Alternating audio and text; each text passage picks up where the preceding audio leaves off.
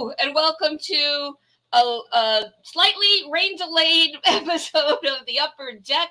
I'm Lynn. This is Chris, but not the Chris that you usually see. This is my good friend Chris from Talking Rivals.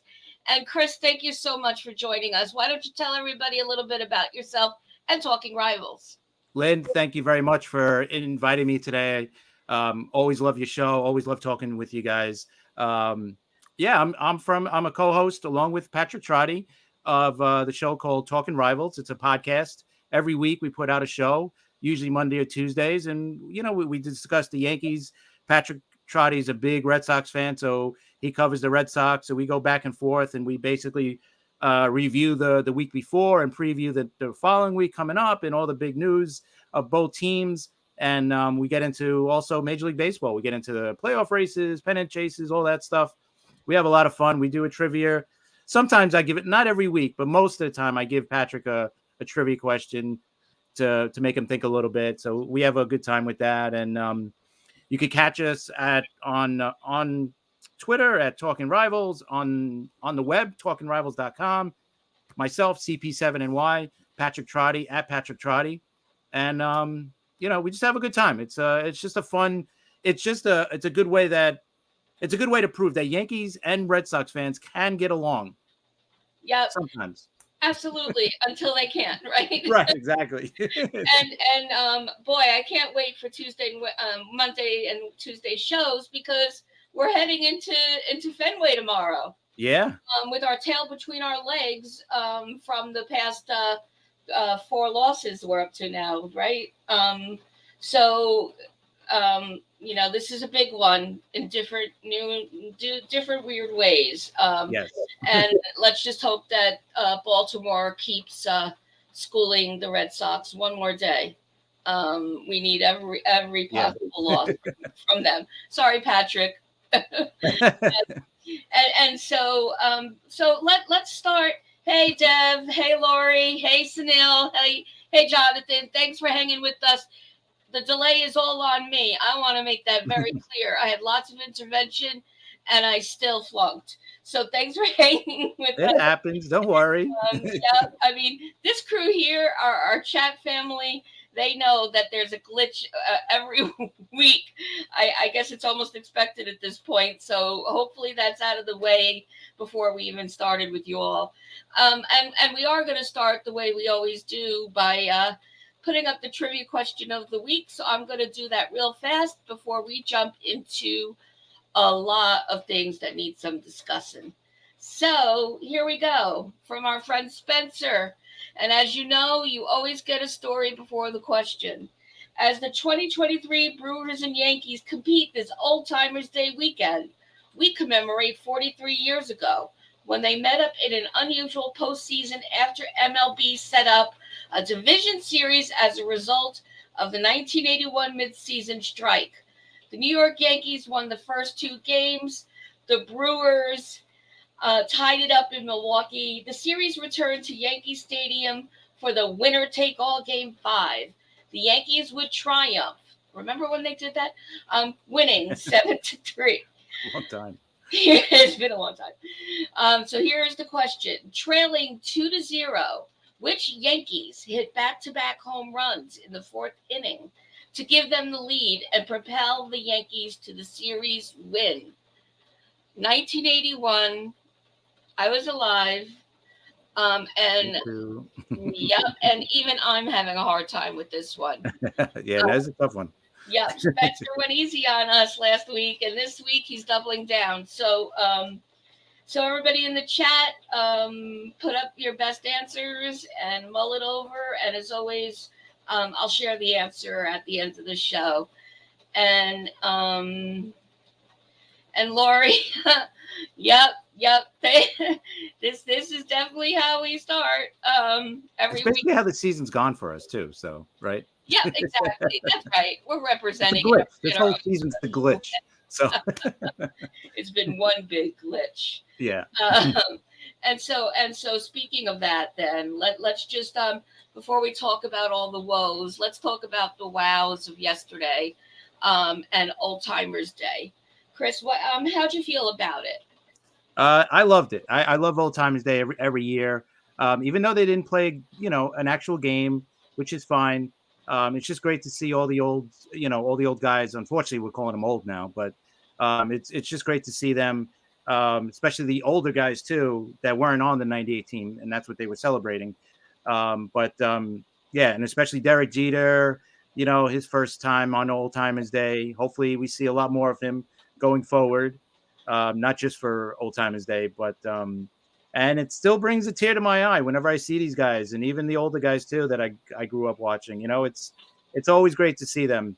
You hate to hear when one or two passes away, but yeah, it's great to see them, and just talking about the old days. I hate to call it the old days too, but it was the good old days, and it's something unfortunately that I don't think we'll see, or any other team will see, winning 4 out of 5 World Series. I don't see a team doing that again. I mean, just back to back is hard, let alone 4 out of 5. We just have to appreciate what we went through then, and appreciate those days, and hopefully we'll get another one of those days eventually.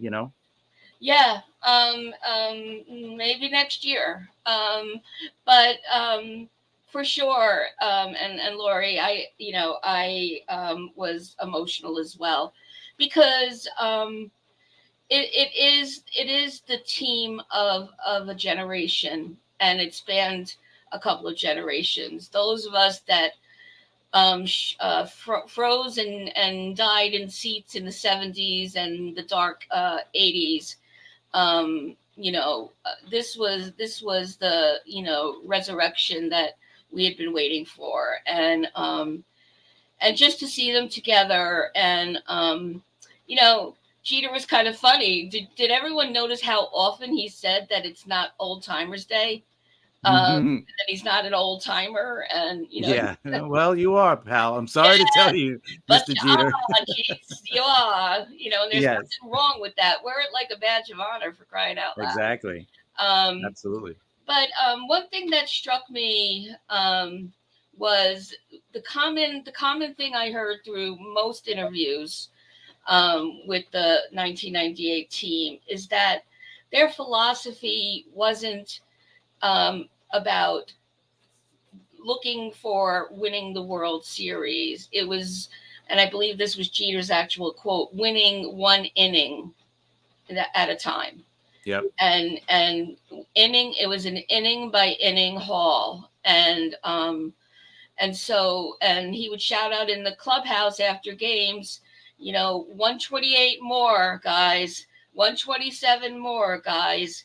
And so that no matter the outcome of the game, he was reminding them of what's ahead.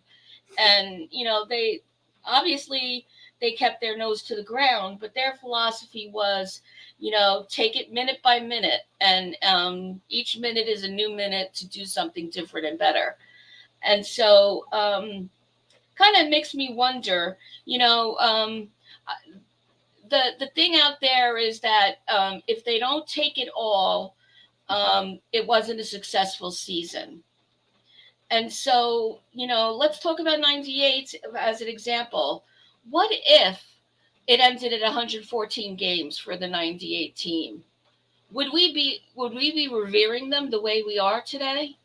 Well, if they didn't win the World Series, we wouldn't be, obviously. Yeah. But as long as they win the World Series, yeah, absolutely, we would be, talking about this team forever.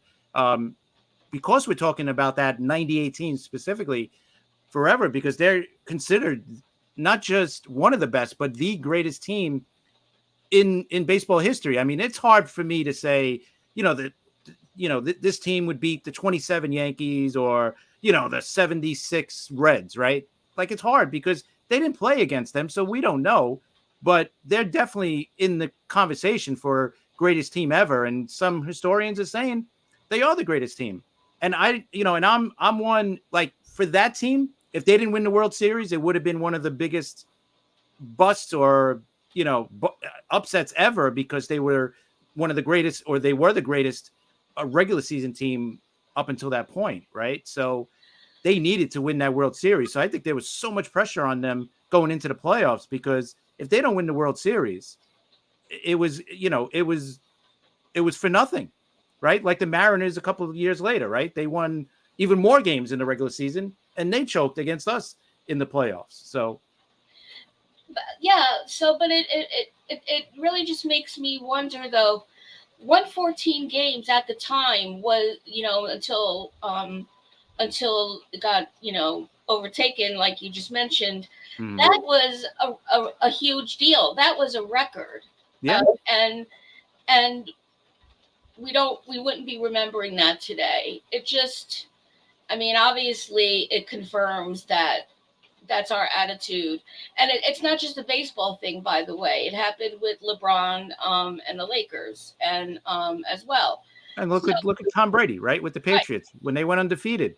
Right. They lost the Super Bowl. That's what people remember him. Not remember him, but remember that team for is that they lost in the Super Bowl because basically they didn't go undefeated. They went undefeated in the regular season, but you got to finish it off. And just like that team, they had to finish it off, or else it would have been like an afterthought. It'd be like, oh, one of the greatest regular seasons ever, but they didn't win it. Just like the Mariners. Do we talk about the Mariners, winning the most in the regular season now?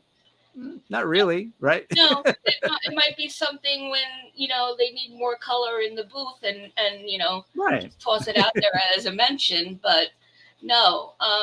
And I just it just gives me pause because as a ride or die fan, that wasn't my philosophy, and it wasn't the philosophy that in my house of. Like it was a crap season if they didn't win the World Series.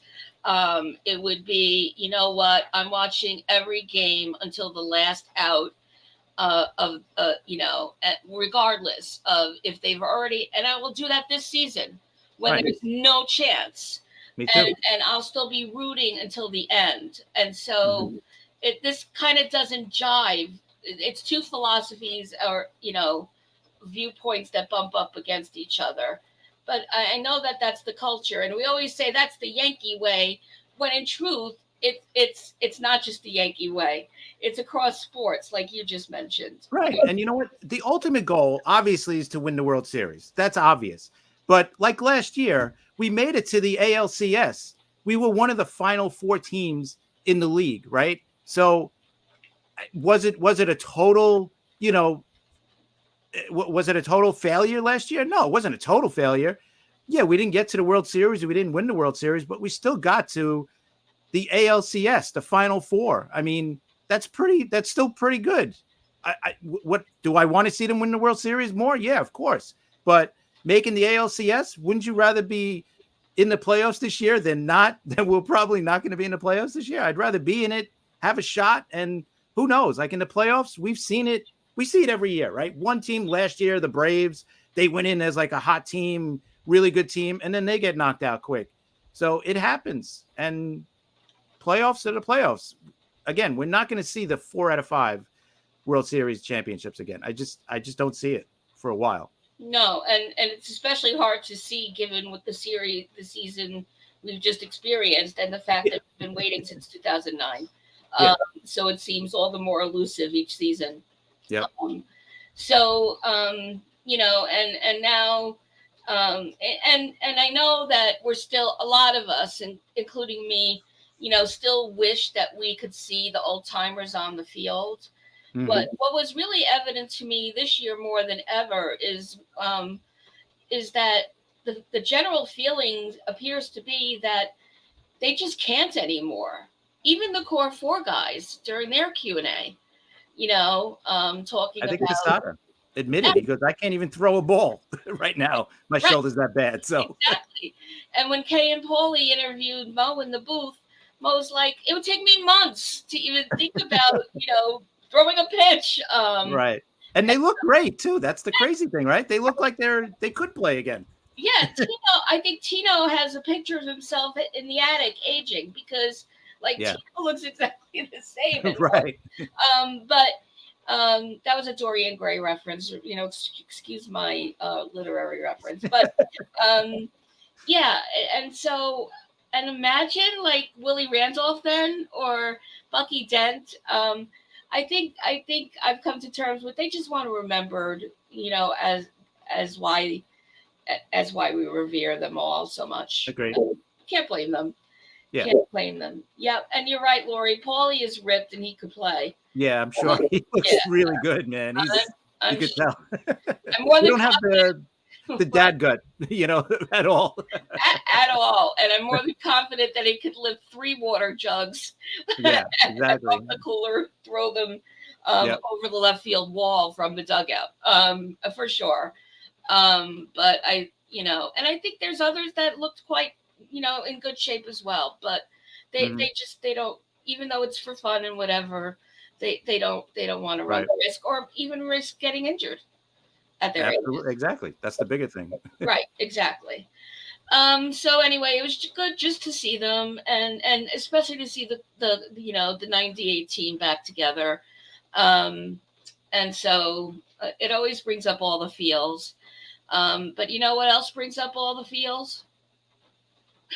What? Watching an actual game. Oh, yeah. Not good feels, though. Exactly.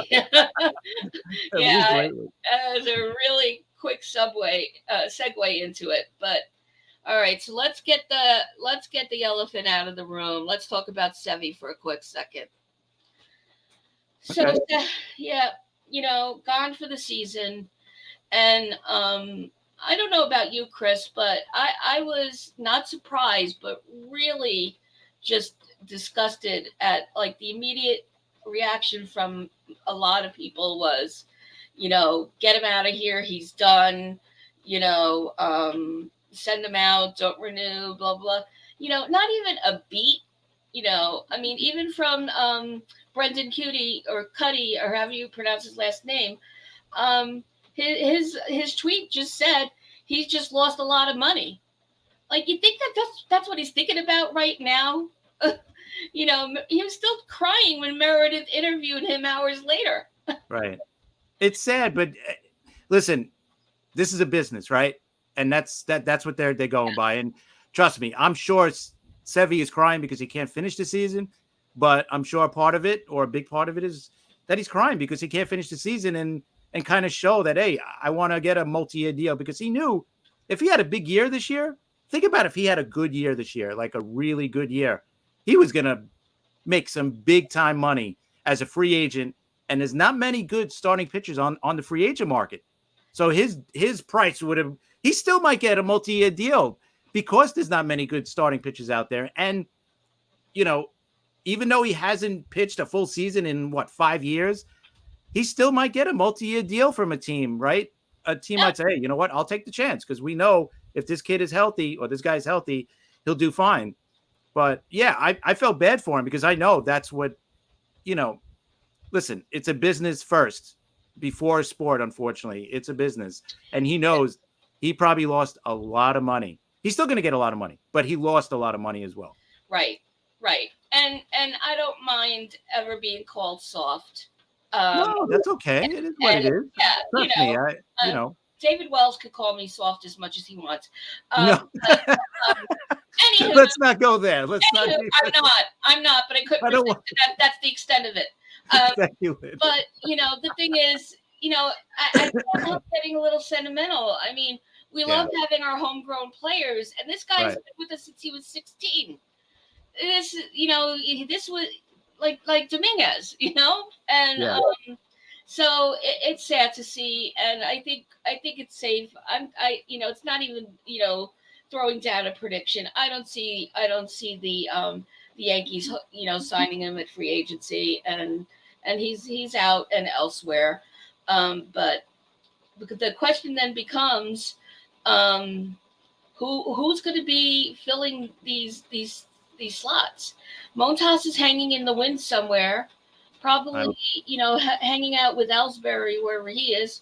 And when would we ever think to see him? And so is King the new starter? You know what? He's looked so far good, and they're stretching him out. I think, you know what? I know he's a great weapon to have in the bullpen, but right now I think I'd rather have him as a starter, because the one thing, excluding this year, the one thing that Cashman has been able to do is come up with arms for the bullpen, right? Every year Yeah. he finds these guys like who knew Holmes would have came out to be this closer that he is, for the most part. He's had a few miscues too, but for the most part, Cashman has always had a good bullpen, always, every season. No matter who these names are that he puts in there, they work out, right? Peralta, we got out of nowhere for Tauchman, and then people were flipping out when Tauchman was traded. Like, oh my God, how can we trade Tauchman? And meanwhile, Peralta was great for us the last couple of years. But that's why I almost would rather put King as a starter, because I feel confident that he'll figure out the bullpen better than he'll figure out the rotation, right? Because look, he signed Rodon, and we know what happened this year with him. You mentioned Montas. He traded for him. We know what happened with him. And there's a long list of starters that he signed, and Carl Pavano's out there as well. So there's so many names that we've had in the rotation that have not worked out. Sonny Gray. We could go on forever. Yeah. So yeah, I'd rather him. You know what? King looks good. Going back to it, I like it, man. I like him, and hopefully next year he's in the rotation. Just looking at last night, he struck out 9 over 5 innings. Yeah, that's pretty good. And we know what happened after he was taken out. But yeah. So, and he's had a 1.08 ERA in 4 starts since August 24th. Yeah. So that's pretty good. Yeah, I mean. I see him being as natural as Holmes, or even more so.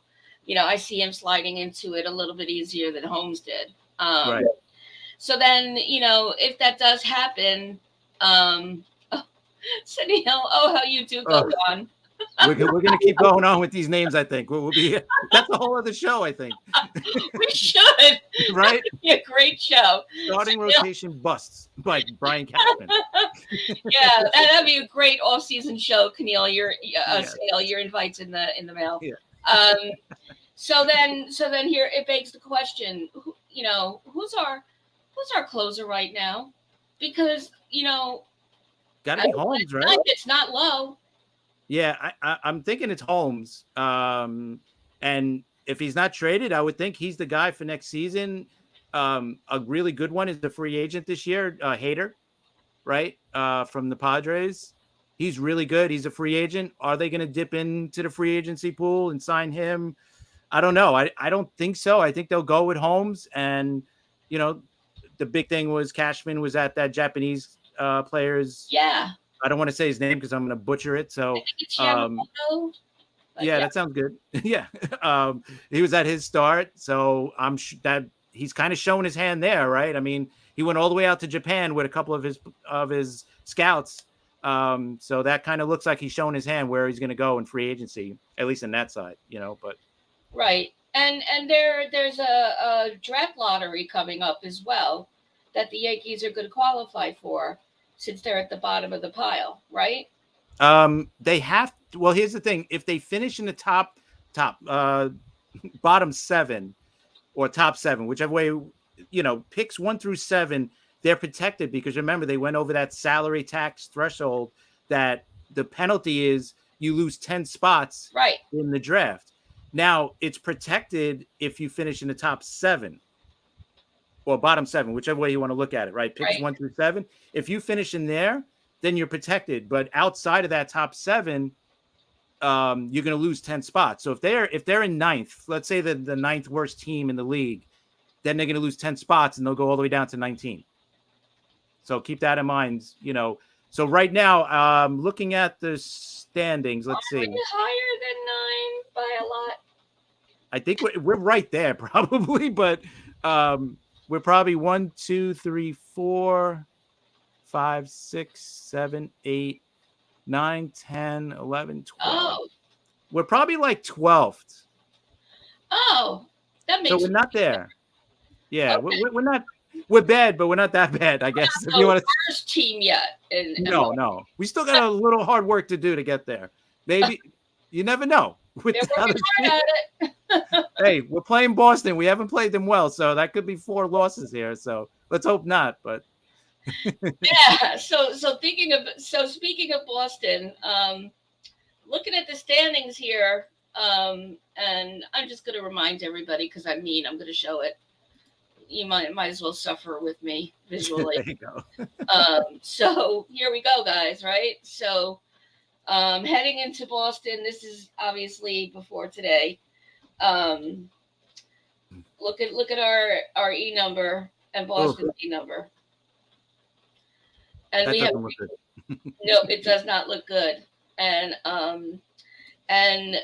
the Red Sox are coming out of being spanked by the O's, so they're going to be pumped and fired. I'm not feeling so good about them just not being, done mathematically. Yeah. I mean, right now we're sitting 9 games back of a wild card.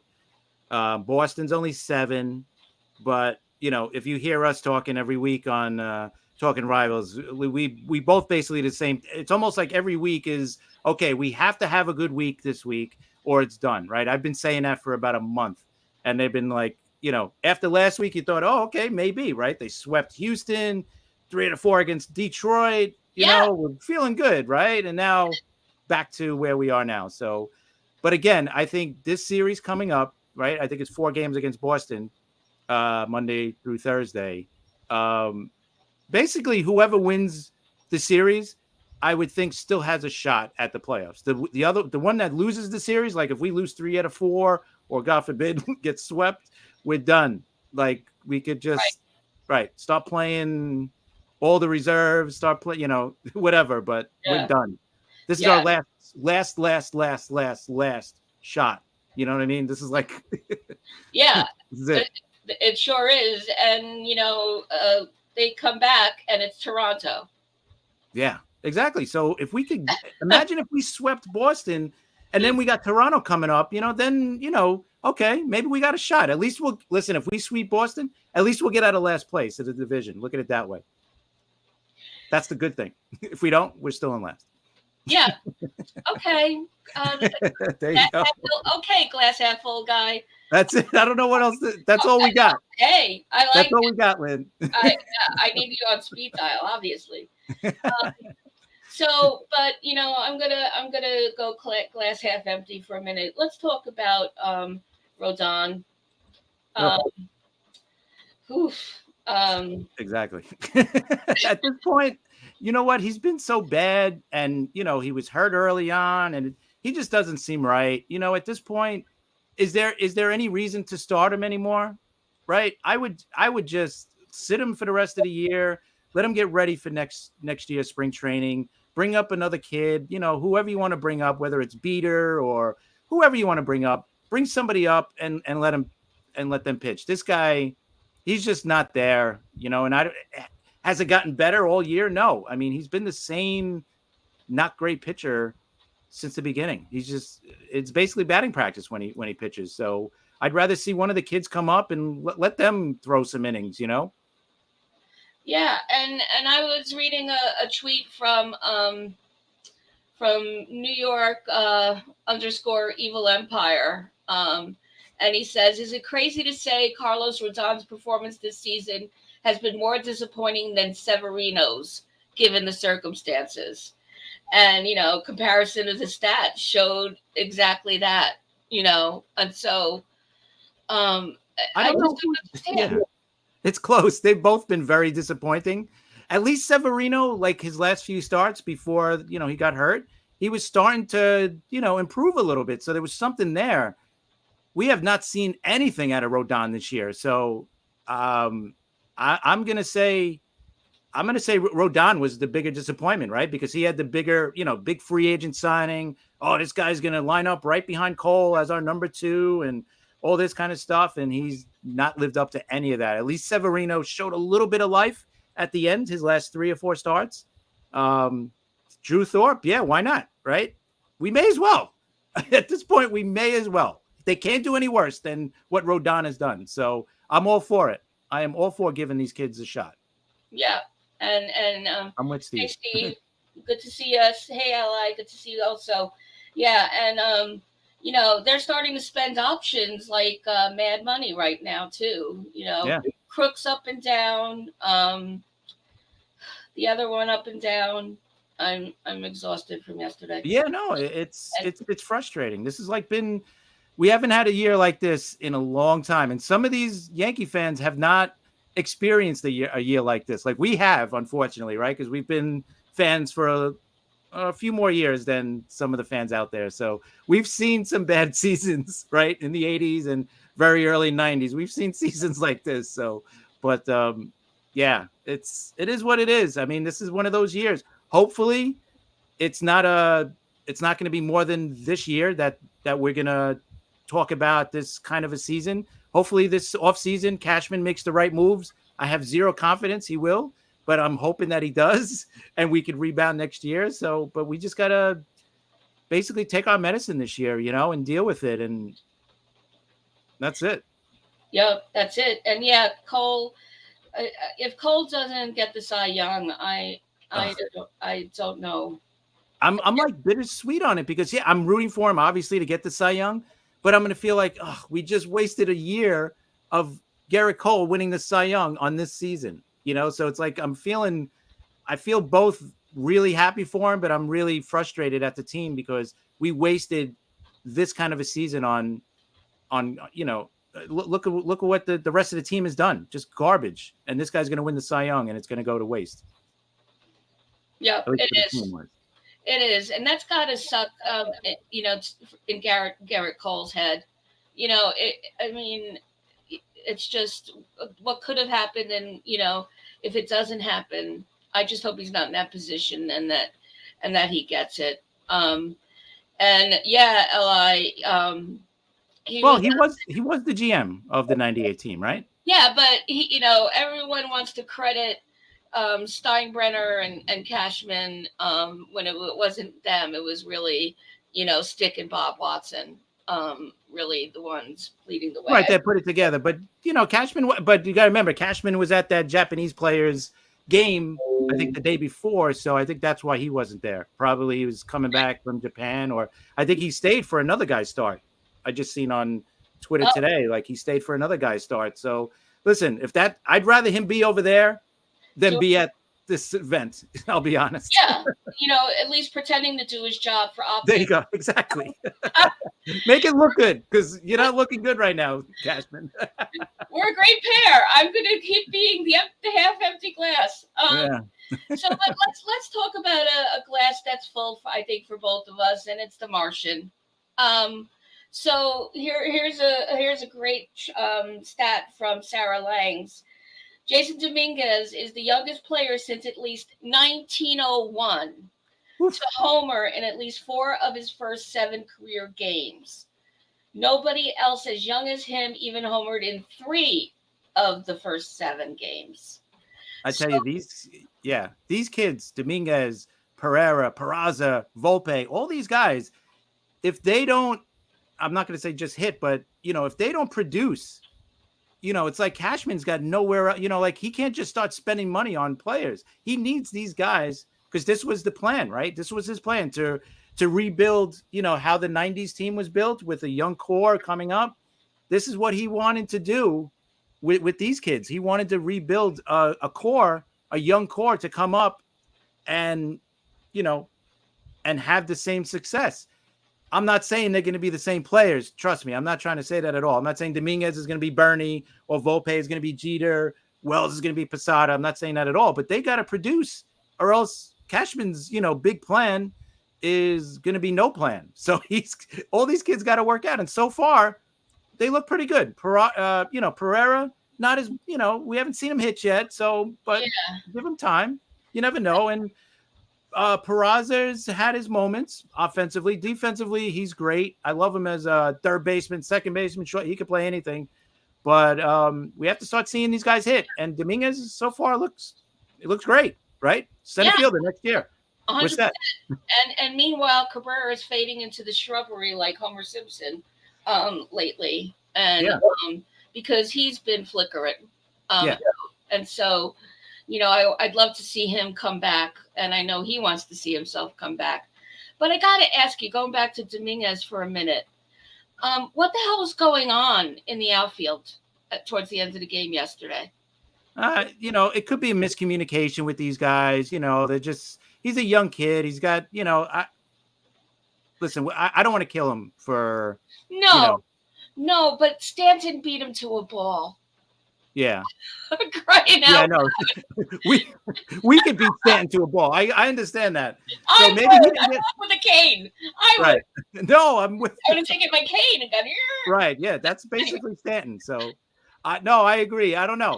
There must have been a miscommunication. Maybe he didn't pick up the ball right away. And I don't know. Lost in the lights of the gray skies. Maybe. I don't know. I don't know. Did anybody ask him after the game? Was that a question? I don't know. I didn't. My mental health bank was low. Listen, I'm not gonna harp on it about that because he's been great so far. Listen, it's a miscue. He's 20 years old. Who knows? Maybe he was daydreaming and he, I don't know. Yeah. No, I'm not flagging it as any kind of concern. No, it is what it is. I'm flagging it more towards, and there were two, by the way, just like it. Yeah, no, Elliot, I think Spencer is perfect. Martian. I was like, get out of your spaceship and claim your territory. Like, you're the center fielder. That was your ball, and the other one was your ball. And I just saw the hesitation, but you know what? The coaches probably said that exact thing to him. Like, get your mind out of, okay, listen, you've been here a week or so already. The butterflies should be out in that sense. There's always going to be butterflies in your belly when you're playing. I'm sure every veteran still has a little bit of butterflies in their belly when the game starts, right? So, but I think that, you know what? He might be right. He might be more of a corner guy than a center fielder. So, which is fine. Whatever it is, we know his bat is going to stick in the majors, right? It looks pretty good right now. He's got good speed. So, yeah. But if that's the case, if he is a corner guy, I'm not disagreeing with him at all. I'm just saying, if he is, let's say if he's going to be our left fielder, Judge is our right fielder, now we need a center fielder, right? Because we don't have Bader anymore, and we have nothing in center field. So that would be, probably problem number one in the offseason to find a center fielder. It's the same issue, issue. But, and we all know Boones loves him some jigsaw puzzles. So he'll move those pieces around until something fits for the day. And maybe we'll see some of that. And again, I am going to say I am not putting a ding on Dominguez at all. I think I know what you mean. Generational talent. Yeah. And boy, he made last week fun. And I had forgotten what fun it could be to watch a game. And so Jonathan is saying, Chris, that Yankees have a lot of Rule 5 choices to make. What do you think? Yeah, no, absolutely. I totally agree.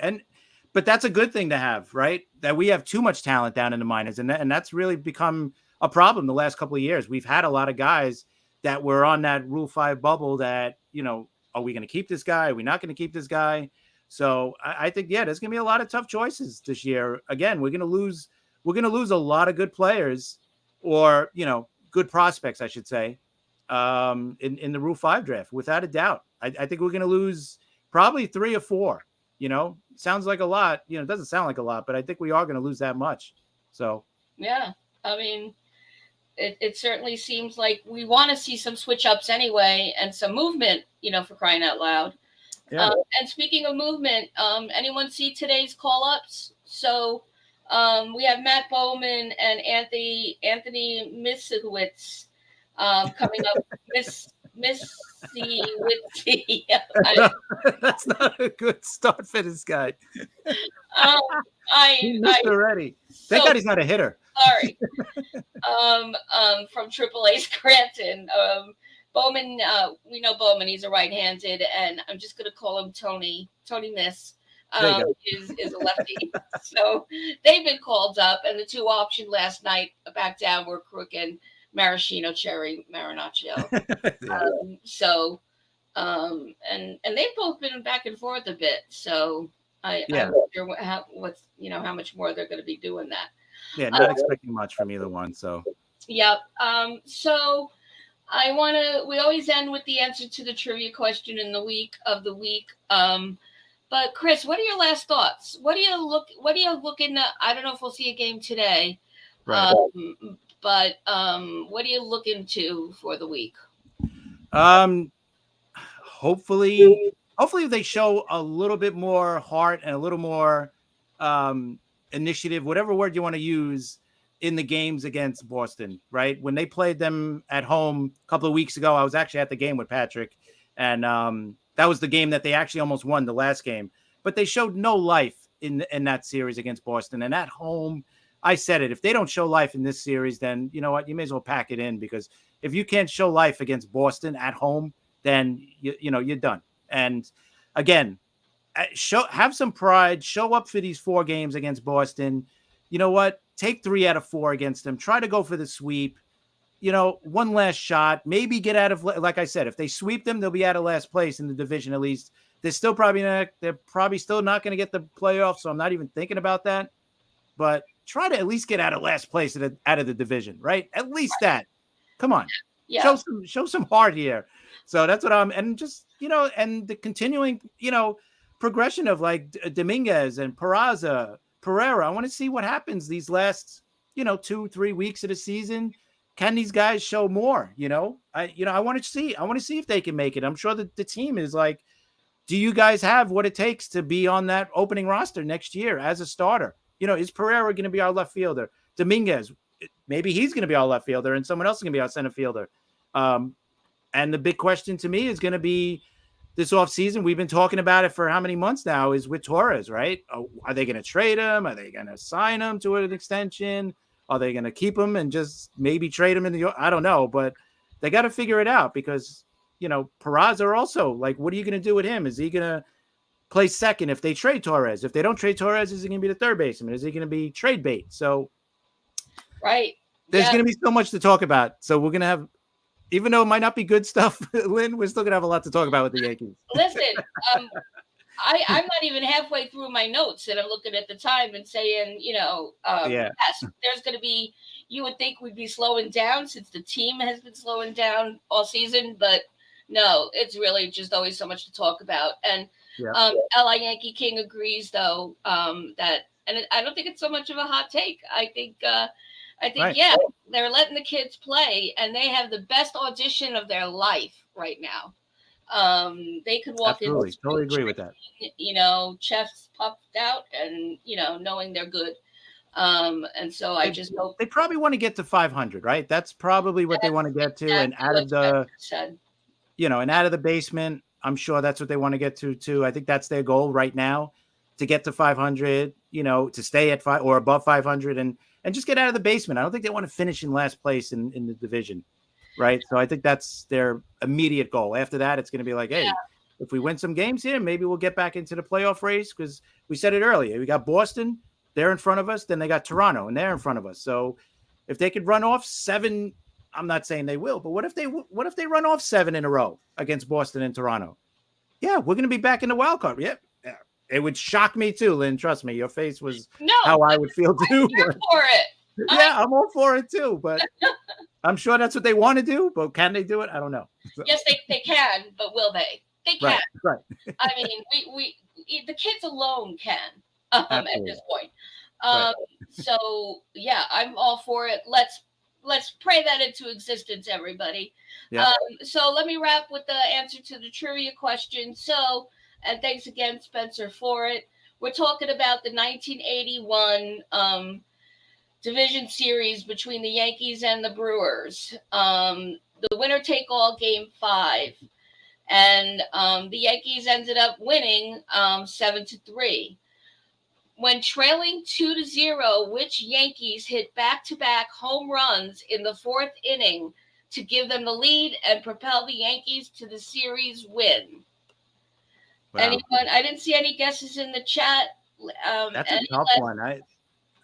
It would be pure guesses for me. I would say, like, Winfield was Winfield and Pinella, or Winfield and Gamble, or something. I don't know. Okay, you are 50% correct. Okay. The correct answer are Gamble and Reggie. Oh, okay. Yep. That's a So, great there question. you Wow. go. Spencer, you Really went good question. hard, my friend. Uh, you went That's a hard. tough one. But that was a good. That was always a goodie from you, Spencer. And so Spencer's saying that they mentioned it in the booth on Friday. Yeah, I remember Spencer's texting me like, "Oh, okay, maybe scratch that question for Sunday." And I'm like, "No, right after it, the Martian had hit that home run. I'm like, they probably already forgot it if they heard it." But clearly, Spencer, it was a good one. Great one. And the only reason I Good knew job, it is Spencer. because you gave me the answer. So there's that. Listen, thanks for hanging in today, especially with the glitches from courtesy of moi. As always, Chris, I want to thank you so much for joining us. Oh, it's such a treat to have you here and get your perspective. Everyone, don't forget to follow at Talking Rivals on the platform formerly known as Twitter, and follow Chris online. I'll be tagging him when I send the show out later. And as always, thanks to the chat, our co-hosts every week. And remember, you'll always have a reserved seat right here on the upper deck. And go Yankees! Yes.